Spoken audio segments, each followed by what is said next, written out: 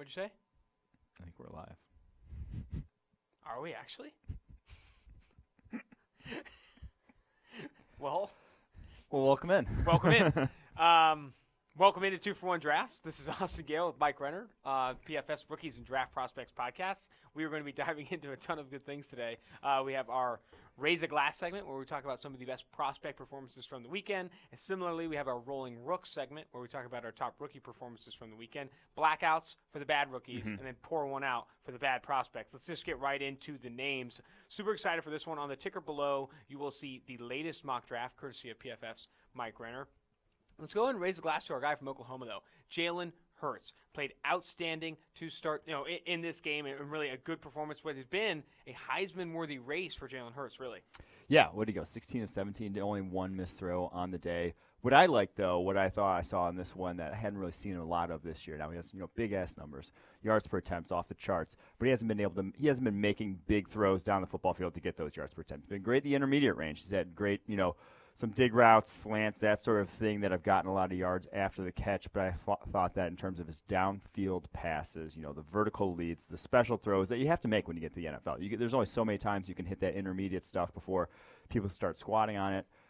He made, in the third quarter, broke the pocket, had a back shoulder throw on the sideline I thought was fantastic. That one was great. Had a nice little crossing route that turned into a deep crosser that he put on the money. Now, he's still a little slow. All these plays basically came after a while. He needed some time in the pocket for them to develop on all these throws. But I do think he was responsible for 3 big-time throws in this game. I thought it was his best performance from that perspective in terms of special, the nice, accurate ball placement down the football field. So when I looked in this game, I watched all the throws downfield, and I feel like I wrote this in the notes here. You just get so many open throws at Oklahoma. Yes. Like that scheme and that receiving core is always open. Specifically, even like 10, 15-plus yards down the field, he's finding guys wide open, cutting over the middle of the field. When you're evaluating a quarterback, and I think specifically at Oklahoma, where you do start to see a lot of those throws like we saw with Baker Mayfield and Kyler Murray, what does he need to do above that to kind of like get your attention even further? Because I think throwing to a wide open CeeDee Lamb is a lot easier than some other quarterbacks have it right now. Well, I think you can evaluate the ball placement of where a guy threw. If there's a crossing route and you hit him in stride, out in front, that ball placement is still, even if the guy defender was 2 feet away from him, would still be a completed pass. Now, if it's way on his back hip and the guy stops, then you can, we try to credit, that for not being an accurate throw, not being a good throw, because if a defender was in any sort of reasonable defending position, that ball would not be completed. So I think you still have to evaluate that. But I do think there is something to also being able to find that open guy, and yes, Oklahoma schemes you a lot of open throws, but I think Jalen Hurts, over the course of his career, has been good at if you don't find that open guy, don't make a bad decision with the football. He's avoided those sort of plays. And so I think it's something we've talked about a lot in this podcast. When you have that sort of running ability that Jalen Hurts has, and combined with his accuracy and decision-making, I think there's a path to success for him in the NFL, similar to a Lamar Jackson. Now, he's not Lamar Jackson athletically, but I think there's a path to success in the right offense for him.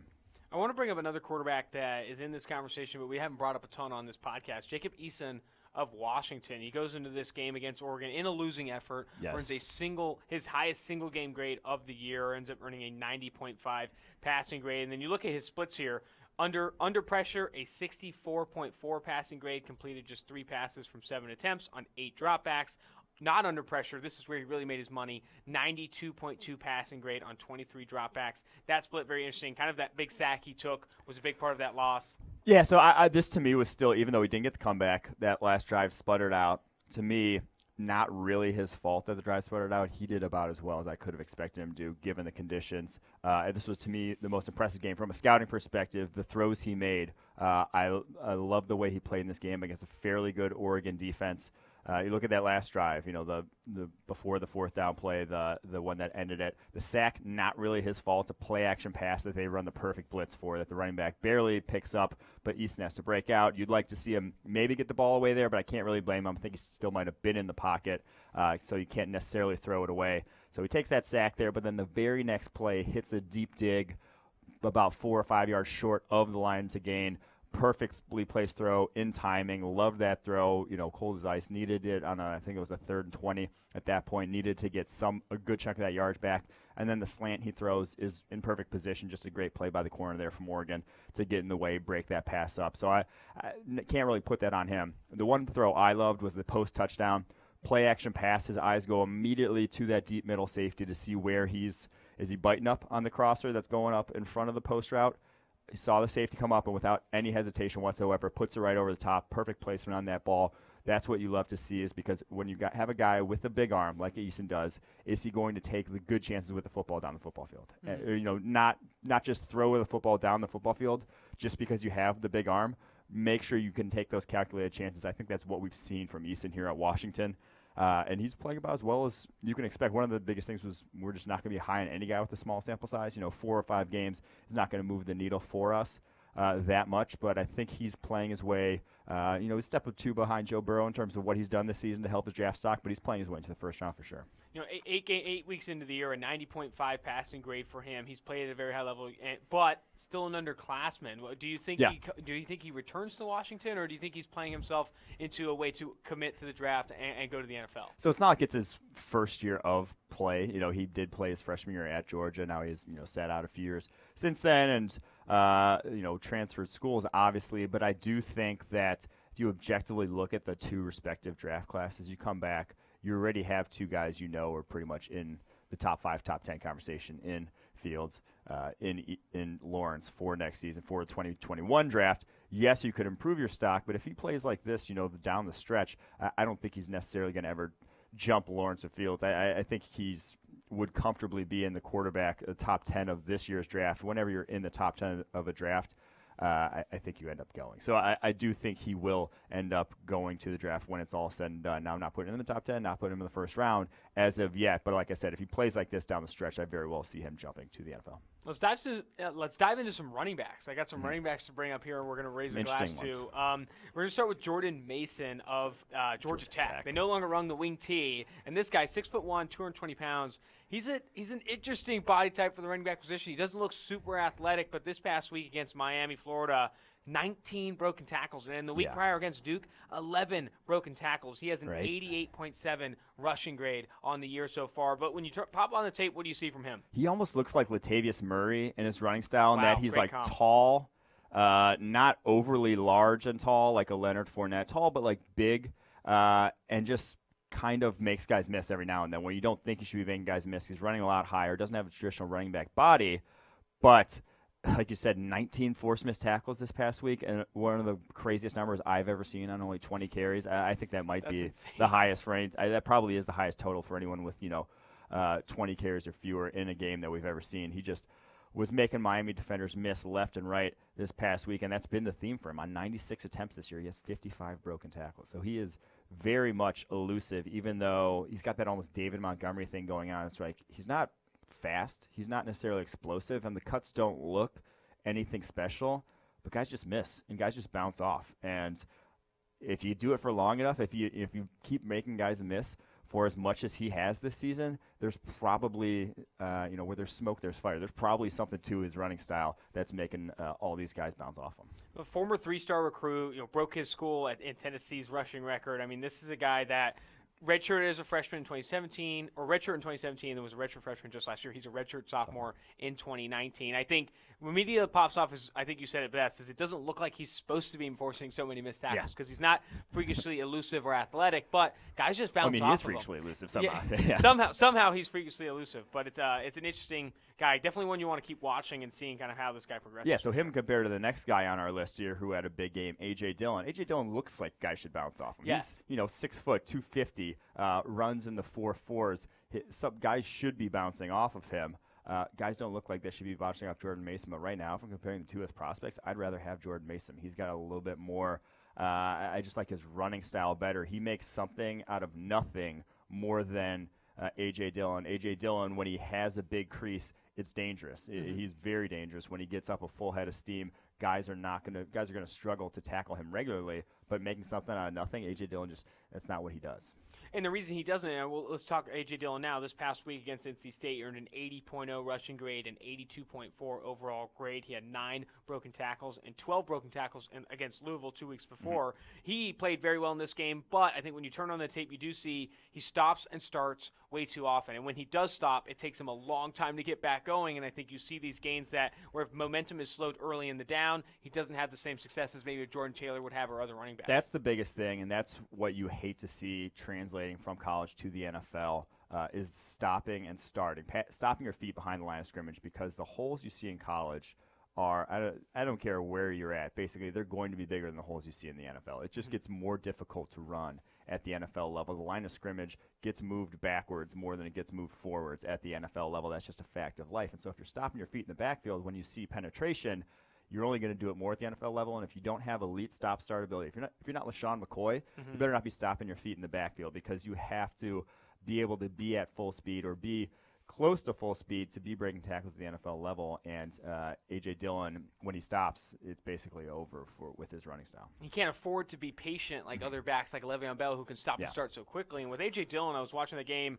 They ran some outside zone concepts, and when he had to kind of pitter-patter in the back to find his hole, you kind of didn't see him have the same success when they were pulling linemen around and designating holes on counters and powers. I think he's not as scheme versatile as other backs are because he can't 100%. stop and start. Yeah. Let's go to Travis Etienne. This is a guy that's kind of He can stop his feet in the backfield all he wants. I this don't guy care. can do kind of whatever he wants. And Travis Etienne is kind of lighting the draft community on fire. It's a running back that everyone is kind of falling in love with. And these past 2 weeks, he's been quite honestly outstanding. An 87.9 overall grade against Florida State, an 87.5 overall grade against Louisville. He has been fantastic, breaking a ton of tackles, 18 forced missed tackles over the past 2 weeks. He's definitely one willing to raise a glass for. He has been fantastic. Yeah, I mean, he is the most explosive running back in the country. He is. I think the comp from in the draft guy was C.J. Spiller. But, like, if you don't remember, there was a year with C.J. Spiller in the NFL, even with the Bills. Yes. Looked like one of the best running backs of all time. Had at the time, the PFF record for elusive rating in the NFL for a single season with what he did there that year at the Bills. Always had injuries. Was a little smaller. Didn't end up working out for him long-term in his career. But I think that is Etienne, if he stays healthy, that's who he could be on a more consistent basis at the NFL level. He is just a monster to bring down. He is one of the fastest running backs in the NFL and one of the most elusive in college football, and one of the most elusive running backs in college football. That's a pretty darn good combo. And at least 4 forced missed tackles on the ground for every game he's played in this year. And I wanted to look at the receiving ability as well. Over the past 3 games, he's had 8 targets and 8 receptions for a good chunk of yards. But it's still something, though, with Etienne that you want to see get better. Because when you're projecting running backs to the NFL, and I'm sure there are going to be draft pundits that want Travis Etienne in the first round of this NFL draft, but if you're going to call his name, write his name on the card for the first round, the guy better catch the football. He better be able to be targeted 50, 60 times and be damaging at the NFL level if you're going to call his name in the first. And it's just something that we're not going to see at Clemson. Clemson does what they do offensively, and it's not throw to running backs. It's throw to the wide receivers, get the ball out of Lawrence's hands quickly, use the screen game to the wideouts. They're not going to be featuring him in the passing game anytime soon. So, unfortunately, we're not going to see it. He has had drop issues in the past, but I think you trust that level of athlete. If he can literally just catch a ball at all, get it to him in space at all, I think we feel good about him being good after the catch in space, that sort of player. Now, he's not going to be split him wide and throw him slants, most likely, but I don't think you need that to be to still bring value to the passing game at the NFL level. I know we've said this before, but I'm going to bring it up again. If you're a college running back, you have to find ways to hopefully, at least, obviously at Clemson. Like Jonathan Taylor literally did it this year. I feel like went to his coaching staff and was like, let me do stuff in the passing game. And they, even this past week, he had 2 drops this past week. It could be on our Pour One Out segment a little bit later, but he had 2 drops this past week, but he has been used they've split him wide and ran him on running back routes. And I think even with a couple drops this past week, he still bumped his draft stock up a lot just via doing that. Etienne, he's not going to happen. It's not going to happen with Etienne at this point. Man, I was pulling together some of the higher graded players from this past week, and I ran over this guy's name, threw on the film. Justin Madubuike of Texas A&M. This was my favorite performance of the week. It was absolutely fantastic. 7 total pressures against Ole Miss, a 92.0 pass rush grade. He's had 2 or more pressures in every game this year, but this by far was his best game. I think he was explosive off the snap. He flashed great athleticism from the interior. He was winning pass rush snaps quickly from nose. 0 technique, beating the center very quickly. I think this guy really jumped on my radar, at least, of a guy who I haven't watched him a ton in previous weeks. I watched him this week, and I'm very excited to see him move forward. Yeah, he was a guy who, coming into the season, and we had ranked as a top 5 D tackle in college football in terms of going to the 2020 draft. 44 pressures last year, 79.7 pass rushing grade. just hadn't sort of seen that dominance you would expect, didn't really take the next step or hadn't really taken the next step heading into this Ole Miss game. Ole Miss interior, though, just got sauced. I mean, they had no chance. And it wasn't just seven pressures. It was a saucing. It was definitely a seven saucing. pressures is good. Obviously, that sounds very good. It's the quickness with which he was getting home, though. Like, they had no chance. That Ole Miss offensive line, the Ole Miss offense, was decimated by Matabuke himself. He had the forced fumble that then ended up being a touchdown. That was one of the game-changing plays in that game. So more of that, please, from him, because, like I said, we had him as a top 5 DT going into the year. Kind of disappointed heading into this past week. We can see more of that down the stretch. I'd feel comfortable about.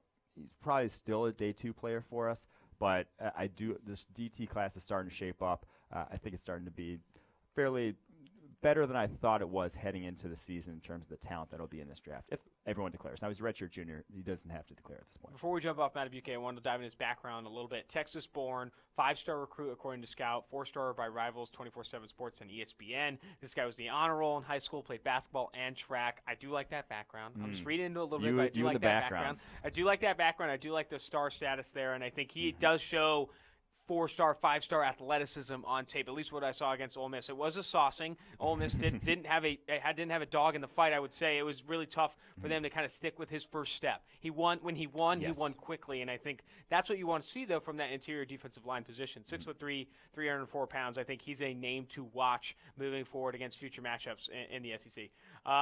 Let's go ahead and bring up Utah's. This is the guy we brought up a little bit here, a very polished edge defender for Utah, Bradley Anae. He has another good game. He kind of continues to impress for us. He's not like a freaky athlete. He's not like a superstar athlete, but he does get by. He can bend around the edge, and he has great hands. That's what you love about him first. He has such good hands. Yeah, we've talked about him. His hands are great. If anytime he goes up against younger offensive tackles, guys who are a little inexperienced, he tends to just dominate because he is so good with that. And I think we've seen a lot of people associate, a lack of top-tier athleticism with a lack of ceiling. And to some degree, that's true. All the guys who are the elite, Von Millers, Khalil Macks, they are freaky athletes. But I don't think that just because you don't have top-tier athleticism necessarily means that you're capped to just being a role player or backup at the NFL level. I think you can still be a high-quality, even Pro Bowl level starter, even without that athleticism, with other sort of traits to make up for it. And like you said, Anae's hands about as good as it gets in the country. Like, they are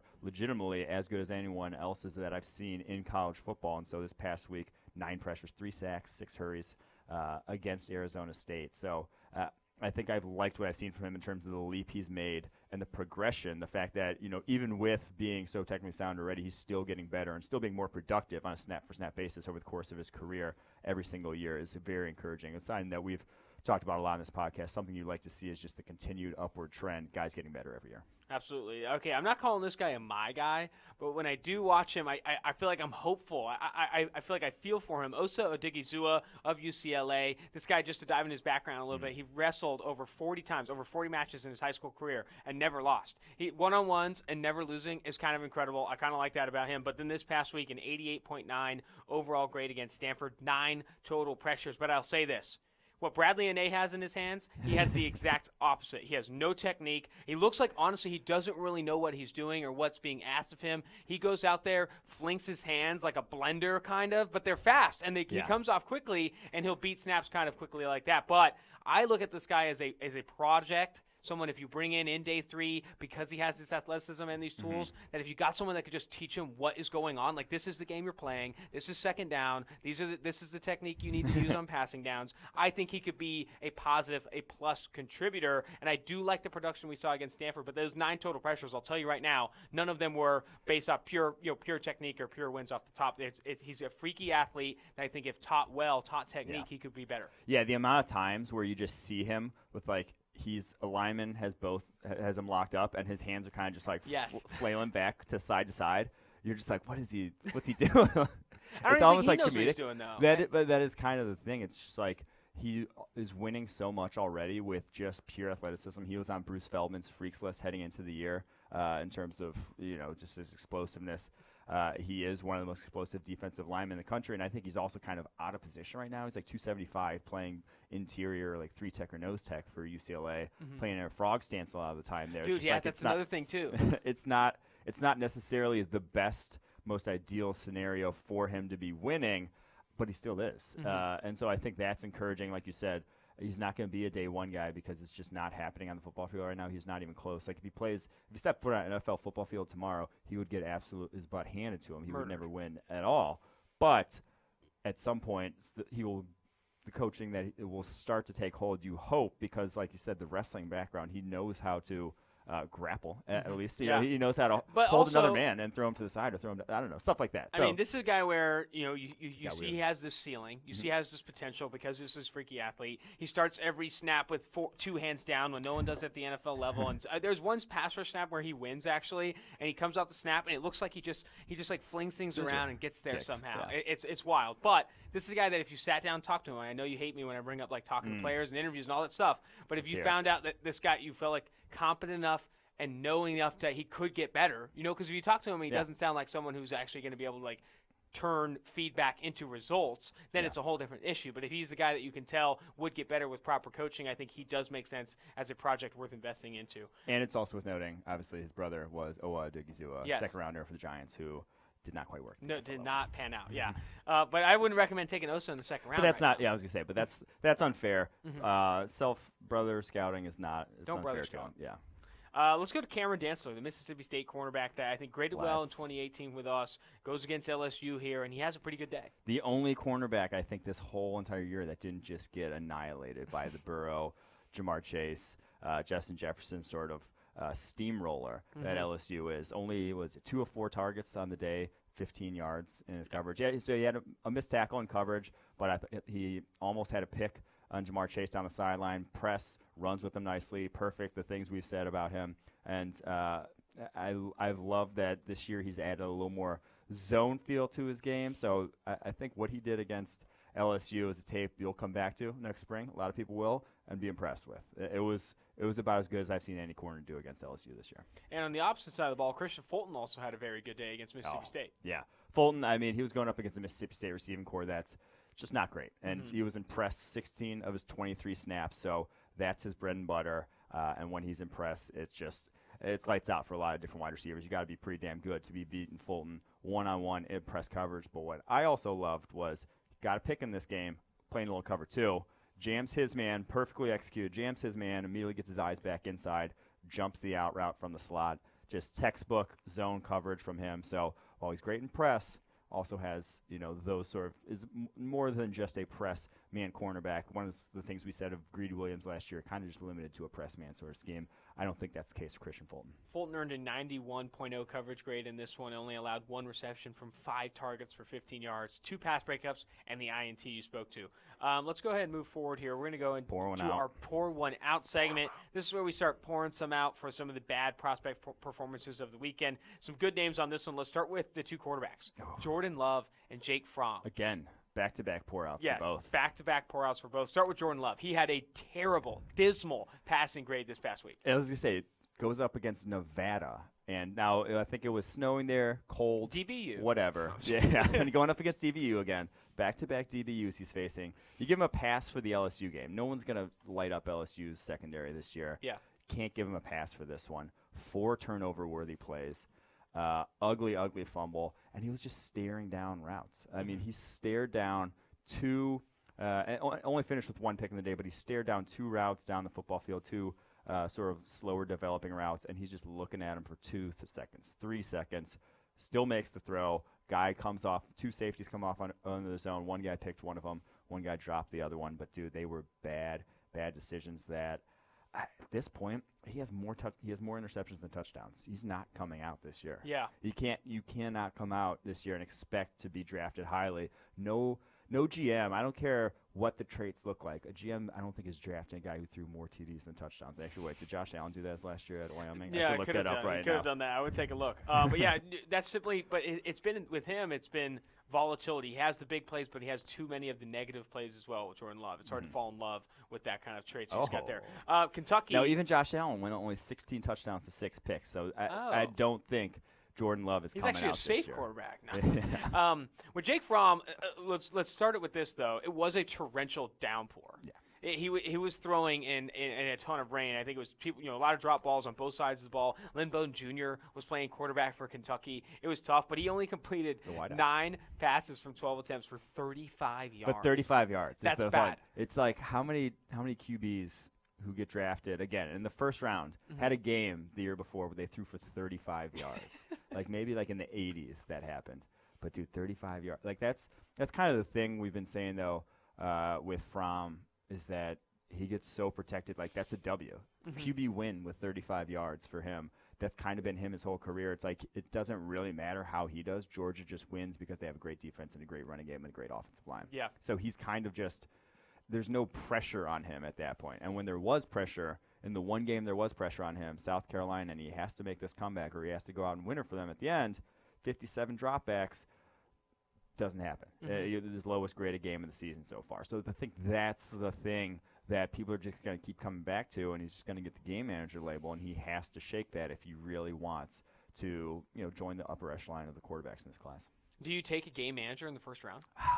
Shit, that's a tough question. No, I mean it is, and I think if you're at the back end of the first round and you're someone like the Patriots or not, I would say the Saints, if Bridgewater moves on or something like that, where you're a team that has an old guy and you could use someone to develop, I wouldn't hate it, but I think Fromm's definitely more of a day 2 guy at this point if he were to come out this year. And again, true junior, but that's the thing is he's also a true junior. When you're comparing him to Joe Burrow would have looked like ass 2 years ago if he played. He's looking way better than Joe Burrow did. His ass came out in that game. So but it literally looked like that if he would have played. So, no, I do think there is still hope for Fromm, but I think he's another guy. Love and Fromm, strong candidates, come back next year.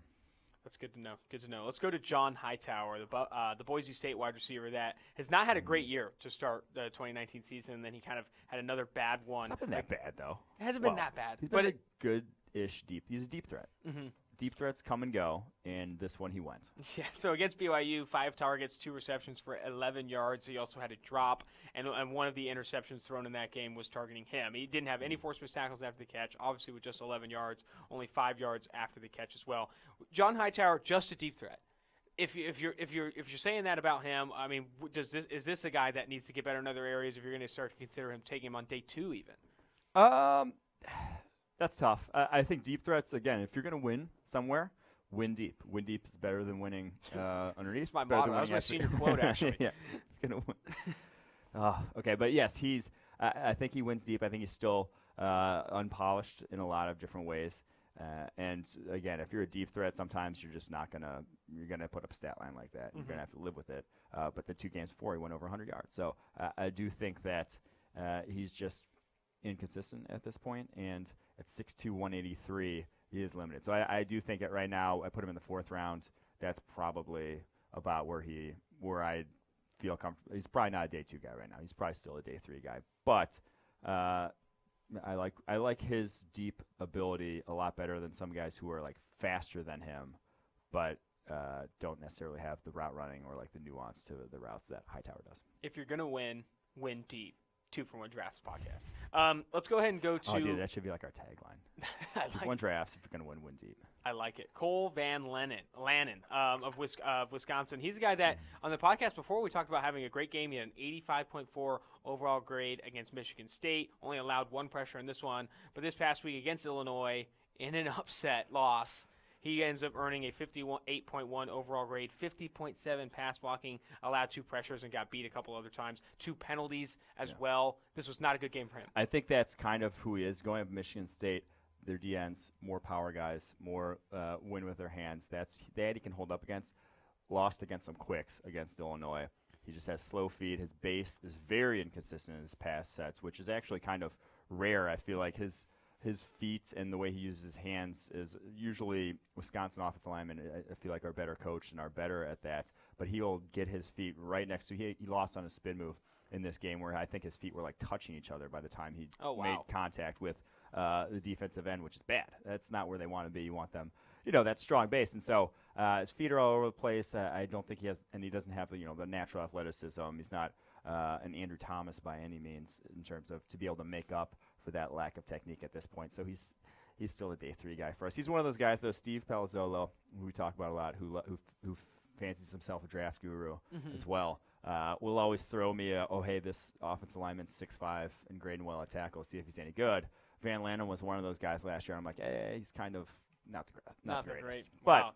You so Steve Palazzolo's guy. every podcast. But when Steve Palazzolo said that about Ryan Ramczyk about 3 years ago or 4 years ago, whenever that was, oh, man. I was like, oof, okay, we got Ryan something Ramczyk, to kind of jump on him so far in the NFL, this year has been insane. Doing it against J.J. Watt, Khalil Mack, he has been fantastic to start this year. Let's go to Levi Onwuzurike. And you look at him and how he's performed this year. His best game came against Stanford, the same game or same team that Osa Odigizua had his best game, that interior offensive line for Stanford, getting a beating from some guys that I don't think have a ton of tools right now, or not tools, technique. Yes, both of these guys are sloppy but athletic, good size. With Levi Onwuzurike, I'm calling it, this guy looks like he's returning to Washington next year. It doesn't look like he's ready to kind of announce himself for the 2020 draft. I 100% agree. I thought you'd see that leap from him this year. We tagged him as a breakout candidate, but he hasn't taken that step. 90 point. I mean, he's still got an 82.4 overall grade defensively. I mean, he's still been good. It just hasn't been as a pass rusher, game in, game out sort of dominance. Only has 3 combined sacks plus hits on the interior, which is just it's not game changing. He's not making plays there for that Washington interior, and he's one of the most athletic DTs in the country. I mean, this guy has, when you see the wins, when you see the high level stuff, you're like, whoa, that was freaky. Not a lot of guys in the country can do that, just throwing offensive linemen in the backfield sometimes. But consistency, still got to have it, and I think with another year of eligibility, he will be on his way back. So not his best game here against Oregon here. Oregon offensive line, though, it's tough offensive line. Oh, yeah, it's a good interior. So no shame in getting your butt Sewell, the whole offensive line is very good. Mm-hmm. Justin Sternad, linebacker for Wake Forest, is a guy that's gotten some hype here and there. Gotten some hype here and there. He earned an 87.9 coverage grade to start the year in week 1, but has slowly and surely been picked on. And you look at Florida State, he had game high 7 targets in his as the primary coverage defender. He allowed all 7 to be completed for 91 yards and a touchdown. No passes defensed, 3 missed tackles. No defensive stops on this one. 3 defensive stops, but still a very bad game for Sternad. 34.2 overall grade. It was not a good look for him. And this is a guy that, when you highlighted him and he was earning high coverage grades to start, I mean, he earned a 69.7 plus coverage grade in each of the first 4 games. Yeah. After that, he started to struggle. But 6'3", 235 pounds, you start to buy into this guy's frames. He's that new age NFL linebacker that can play well in coverage, is athletic enough to hold his own. Against Florida State, absolutely bodied. No, yeah, I mean, it was just a bad game. It was a blip on the radar. I'm not as in love with him as prospect as you were. I still think he's probably a day 3 type of linebacker for me. But the 3 missed tackles were ugly in this one, and you can't have that if you're. So he's athletic, but he's not. He's not freakishly athletic. He's not like a freak for the position. He can move. He can hold up well enough in coverage to play at the NFL level. But yet, if you're not that, you better not miss tackles. True. If you're not, you can miss tackles if you're Quan Alexander, if you're Devin White last year. You can miss tackles when you're getting to plays that no one else should be making. Exactly. You can't miss tackles when you're not. He's getting to plays that you should be making and then missing the tackle. That's unfortunate. All right, that's going to do it for our Pour One Out segment, where we're talking about the prospects that did not perform so well. Let's get on a lighter note. Rolling Rooks, the top rookie performances from Week 7 in the NFL. We're going to start with the Oakland Raiders rookie running back Josh Jacobs having a career day, leading them to a 24-point loss. Still didn't end up taking that win, but he forced a ton of missed tackles, gained yards after contact. He had that hit stick of Josh Jones that was fantastic. I tweeted that clip out. He had another stiff arm on a long run that I thought was great. But again, and I don't mean to hammer this home. I know this is kind of like good but great, but Josh Jacobs, you draft him in the first round. He has the best day, I think, one of the better days a running back can have. And you still lose by 20-plus points because the quarterback play and the defense are so terrible. Yeah. It really does put an exclamation point on the value of the running back position, the impact they can have at their highest. Yeah. No, 111 yards after contact. I mean, run blocking wasn't exceptional there for Oakland. We said it going in, though. This was going to be a great opportunity for him. Green Bay doesn't play numbers against the run. They'll give you gaps to run through. They're not going to load up the box by any means. And so he had opportunities, and I think we just saw what we expected to see, which is Josh Jacobs, one of the most elusive backs, in the NFL already. And I think that is kind of how it works, though, at the running back position. You hit the ground as a rookie at your peak, basically. You should be. If it's not happening for you as a rookie, rarely does their proverbial light switch flip later on in your career at the running back position. So this is what we should be seeing, and called him number one back in last year's class, and dude looks like it for sure. Still would really like to see him get more involved in the passing game. I think he could get more involved as a receiver, but on the ground, I mean, this guy's especially with like Tyree Williams being out, like the injuries to that receiving core, he's probably better than some of the receivers they're throwing out there at the moment. You look at through week 7, PFF's elusive rating metric, Josh Jacobs leads all running backs with at least 70 carries at 122.3. Then it goes Alvin Kamara at 109.2, Chris Carson at 99.3. He is up there with some of the bigger names in the NFL. I think the problem is that he needs some help. He's forcing a lot of missed tackles because the run blocking is not fantastic. He's also getting a ton of opportunities, getting a ton of touches as the rookie in that offense. But I look at this elusive rating. Of the top 6 in elusive rating in PFF's metrics, all of them have at least 20 receptions.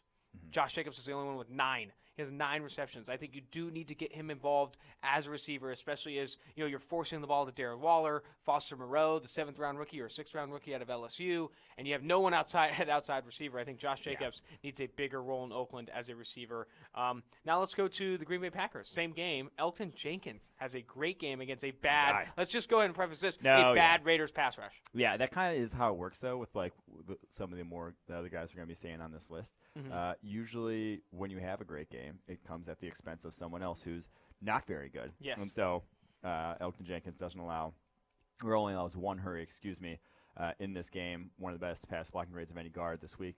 But yeah, it comes against the Oakland Raiders defensive interior that's not great. But I think Elgton Jenkins for the entire season has been very, very good at this point. Not allowed a single sack or a single hit on the year, only 7 hurries.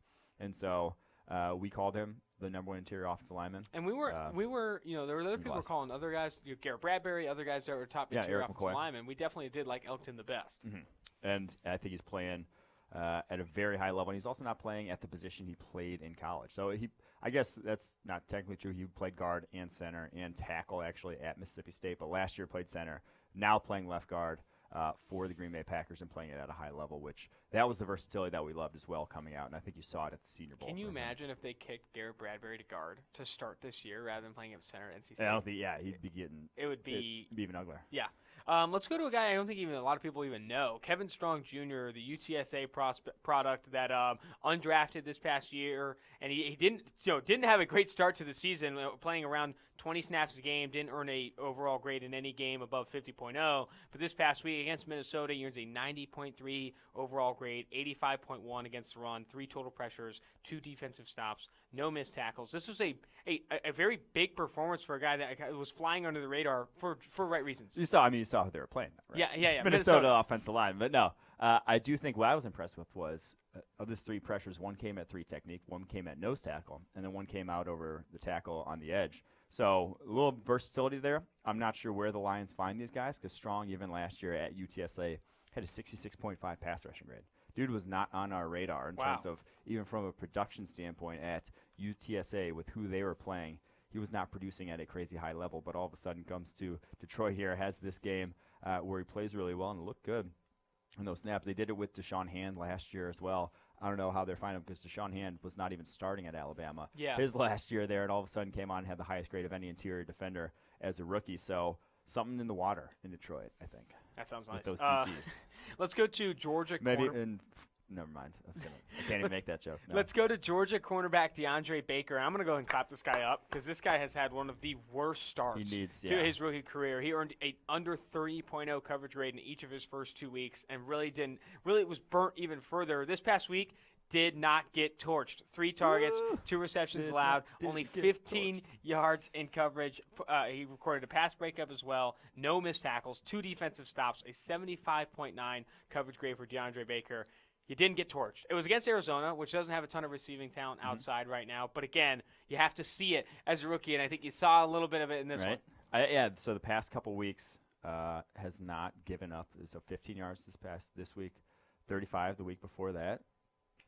That's good. Hats off, DeAndre Baker. I think the biggest thing I'm looking at it's just a transition. Yeah, it's always going to be a transition. And relying on rookie corners to me is always a risky proposition because they're just so much different. And it's sort of if you rely on a rookie edge defender, if he loses, he doesn't get pressure and you can still win that play. You rely on a rookie cornerback, he loses. It could be an 80-yard touchdown. You could be screwed. So he allowed a couple of those. In the first 2 weeks, he allowed a 62-yard bomb, a 51-yard bomb, and then over the last one, his longest reception allowed, 21 yards in the last 5 games here. And it's been trial by fire for him. He's played at least 30 coverage snaps in all of his games except for the first one. Well, 29 in week 7. But this guy is playing a ton of snaps early. He wasn't coveted as a rare athlete at Georgia. He's not coming in with a ton of great tools. It was a lot of it was technique and physicality and things like that. And I think that transition, Moxie, ton of Moxie. Yeah.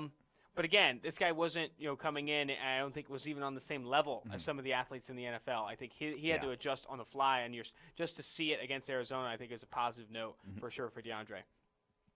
Let's go forward here. Our last kind of rolling rook in this segment, Jeffrey Simmons. First game back from the injury. Back on the field. 3 total pressures. Yes, 90.7 overall grade. Granted, Chargers offensive line. Worst offensive line in the NFL he's going up against. That happens. But Feeney's out in the IR. Yeah, so backups for bad offensive linemen are in there for the Chargers right now. But 2 stops, sack, a couple more hurries.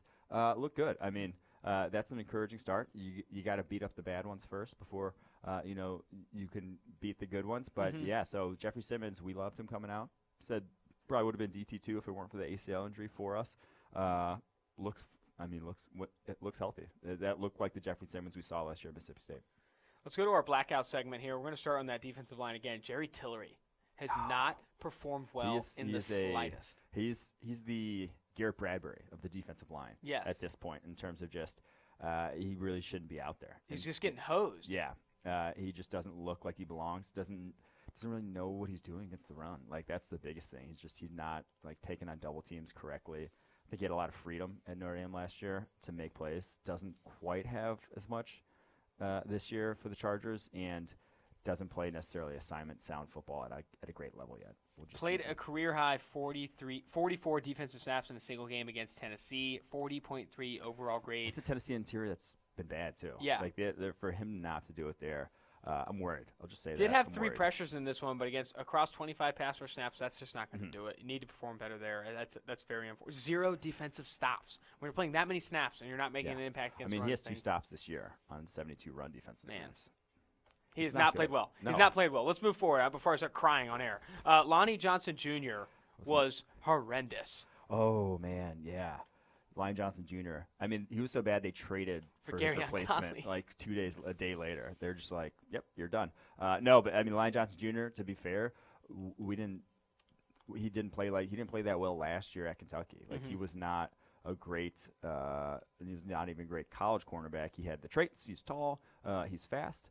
He was not good at covering people. So I mean, I don't know what you expected. You know what I mean? But so he didn't grade out well last year necessarily. And then they drafted him, I believe, in the second round and threw him right into the fire right away. And it's not been good for him. For as bad as it was for DeAndre Baker, I think it's been even worse for Lonnie Johnson Jr. this year because he hasn't shown it at all. Imagine Bill O'Brien after that game, went into this, pulled up his PFF Elite subscription, dove in, 9 of 9 targets for 97 yards and 4 touchdowns. Now the Ebron touchdown, he was in coverage on. Yeah. Give him a little pass, but some of those other plays, that's been a theme for him all year long. He's given a pass rating of 129.9. They go out and get Garyon Conley because they just can't move forward like that. Yeah. They did 4 touchdowns on 9 targets and 97 yards, just not good. 29.8 coverage grade so far this year. That is horrendous. Let's go ahead and go to Chicago Bears running back David Montgomery. A guy who got a lot of hype from the fantasy community, has not really panned out in that regard. He's still forcing missed tackles at a relatively high rate. He did that well at Iowa State, but this was not a good game for the Bears back. Yeah, had a fumble, I believe, as well in this one. I still believe. I mean, I still think the missed tackles will come, but it's kind of concerning when he was a guy who didn't produce from a yards per carry standpoint. He broke a lot of tackles, but they didn't result in a lot of yards or big plays, even in college. And so for him to be, again, breaking a lot of tackles, but not only averaging 3.3 yards per attempt, there might be some vision or just his running style might not be necessarily the most conducive to churning yardage. Yeah, I would agree. Yeah. All right, last blackout here, and we touched on a little bit recently. Noah Fant. Oh, man. Oh, my goodness. We were texting during that game. I don't know where you were, but you should have been with me. Noah Fant. I was like, dude, what is going – after the first drop, I was like, what is going on? That was one of the worst drops I've seen. And then it just happened again and again. And then he approaches the ball terribly. I don't think it was charted as a drop, but it probably could have been. Noah Fant's ball skills are legitimately awful. And this is what I said this to you too, and I'll bring it up on the pod. Noah Fant drops passes, but doesn't drop concentration drops like an Amari Cooper. Yeah. Or what you saw with Edelman on Monday night. He drops passes because he approaches the ball with like his elbows out, and he's like somehow thinking that's going to get grounded. And then it's stuff that doesn't even go down as drops, but like he could have hauled in. That other tight ends will haul in. That he's just like not approaching the ball the right way, and then there's like contact, and so he doesn't. The ball falls harmlessly to the turf, but doesn't get charged as a drop. But it definitely should have been a play that had been made. He had a couple of those in this one as well. Only 2 drops, but had a couple more that he easily could have or should have made plays on the ball. So only 1 catch for 7 yards. And I saw some tweet. Someone added Mark Schlereth and said, "You've been at Broncos practice. Have you ever actually seen him catch a football?" Which is a fair question to ask at this point. Yeah, it is. It really is. Well, I think with Noah Fant too, I think you say it best here. He approaches the ball poorly. He approaches the ball poorly to where he drops a ton of passes, and also I think he misses passes. Let's call it a miss. Misses passes that he could have caught that don't go down as drops because they don't hit his hands, but could have hit his hands at the least. Yeah. And even that, it's not a guarantee. But with Noah Fant, it's not been great. I know he's athletic. I know he's fast. But I remember when we were first watching the tape together with Noah Fant and his Iowa tape, we saw these same drops. We saw these same ball skills issues, and I think it's crazy to see that it's also already coming up in the NFL for the Denver Broncos. Last segment here, I didn't even tease it to start the podcast, but I guess this is just a little treat for the enders here. Fake ID segment. This is the 2-for-1 Drafts podcast segment where we bring up an underclassman that will not be in the 2020 NFL Draft, but we would let into the bar. We'd let that fake ID slide through. We'd let him go be draft eligible. This is Puka Williams, Kansas running back, who's graded well in PFF system a lot. I mean, this is a guy that forces missed tackles with reckless abandon. Very Kansas elusive. has a good football player. There's Kansas has a good football player. Talk to me about him. Yeah, Puka Williams is, to me, your modern scat back, the Tariq Cohen. That is who he is, and he has good hands, only 1 drop, and already through 2 years of Kansas, or a year and a half, I guess, already has 50 catches. So 1 drop on only 51 catchable passes. Very elusive this past week against Texas. 25 carries, 11 broken tackles. A great scat back type of guy. I think he'll be a guy who skill set we would covet in the NFL level because it is something in terms of it affects the passing game and it is good in space, and those are 2 things that you want to be good at right nowadays in the NFL level. There are definitely some off-field stuff with Puka Williams that I feel like why he's not brought up a ton. But with just looking at what he's done on the field, a very elusive back, freakishly athletic, and I think with that, I think you said it best, like a Tyreek Cohen type of guy who can come in, affect the passing game, be very elusive, and make plays, be explosive with the ball in his hands. I think he's an interesting player. And if you're watching Kansas football, you got to watch someone. Puka is definitely the guy. That's going to go ahead and do it for the 2-for-1 Drafts podcast. This has been Austin Gayle and Mike Renner. Remember, we are streamed live on YouTube every Tuesday and Thursday, and you can also find us on Apple Podcasts, Spotify, and Stitcher. Thank you. Again, Austin Gayle, Mike Renner, 2-for-1 Drafts.